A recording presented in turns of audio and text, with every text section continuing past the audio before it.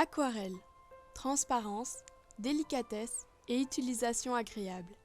Elle sèche vite, mais pas trop non plus. Alors oui, elle est chère, comme tous les loisirs créatifs. Elle est parfois compliquée à reprendre, mais tu verras qu'au crayon, tu pourras très facilement la retravailler. Et si tes feuilles gondolent, teste-en des autres. L'aquarelle, c'est magique, et dans cette vidéo, je te donnerai tous mes conseils. On va commencer par le matériel, parce qu'il faut bien s'équiper avant de commencer. Il existe différents pinceaux. Ceux à réservoir me semblent très pratiques, mais je préfère travailler à l'ancienne.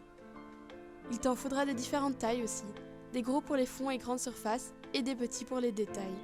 Mais le principal est que tu te sentes à l'aise avec. Moi, j'aime beaucoup les pinceaux biseautés, car on sait faire plein de traits différents avec. Il existe des papiers de grammage différents, c'est à toi de tester et trouver celui qui te convient le mieux. Perso, j'ai une préférence pour les feuilles épaisses, surtout en peinture. Par contre, évite les papiers à grains lignés, la peinture s'y diffuse pas toujours comme on le veut. N'oublie pas ton chiffon et ton verre d'eau, et une palette, un capuchon de bouteille ou un couvercle pour faire tes mélanges.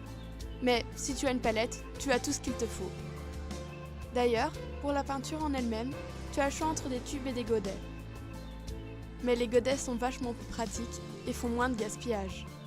Il existe différents types d'aquarelles, la fine et l'extra fine, qui est plus pigmentée et donc plus chère, mais elle est surtout utilisée par des pros. Veille aussi à toujours avoir un papier sous la main pour tester tes couleurs avant de les appliquer sur ton tableau. Ça t'évitera les mauvaises surprises. Il existe énormément de techniques, mais je vais te présenter celle que j'utilise le plus souvent. D'abord, il y a ce que j'appelle la traînée d'eau. Tu traces une forme avec de l'eau, puis tu laisses les pigments s'y diffuser. Si tu veux avoir un effet plutôt flou et de taches, mets de l'humide sur de l'humide, c'est-à-dire mouille ta feuille et ton pinceau. L'inverse peut aussi se faire, le sec sur sec. Pour ça, travaille sur une surface sèche avec un pinceau imbibé de très peu d'eau. En général, on l'utilise sur une deuxième couche sèche pour ajouter un peu de détail. Pour faire un aplat, c'est-à-dire obtenir une couleur la plus uniforme possible, reprends le dépôt de la ligne précédente à chaque fois que tu reprends de la peinture. À la fin, il te suffira d'absorber le surplus avec un pinceau propre. Si au contraire, tu veux faire un dégradé, ne reprends pas de peinture et n'utilise que le dépôt et éventuellement de l'eau. Tu peux aussi dégrader plusieurs couleurs ensemble. Il te suffira de repasser sur la limite. D'ailleurs, si tu cherches à créer de nouvelles couleurs à partir de celles que tu as déjà, c'est tout à fait possible.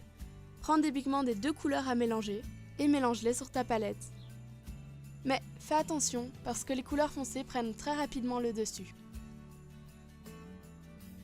Dernière technique, le mouchoir. En utilisant beaucoup d'eau, il te permet de créer de jolis effets, comme des nuages par exemple. Et puis, la petite astuce de tricheur. Si tu as dessiné quelque chose que tu n'aimes pas, mouille-le et frotte dessus avec un mouchoir. Ça l'effacera et au pire ça l'atténuera un peu. Avant de te quitter, je voulais te donner quelques astuces pour débuter. Teste plein de choses avant de vraiment commencer. Et commence aussi par plein de petits dessins. Ils t'apprendront bien plus qu'un grand tableau. Aussi, fais-toi un nuancier pour apprendre à connaître tes couleurs.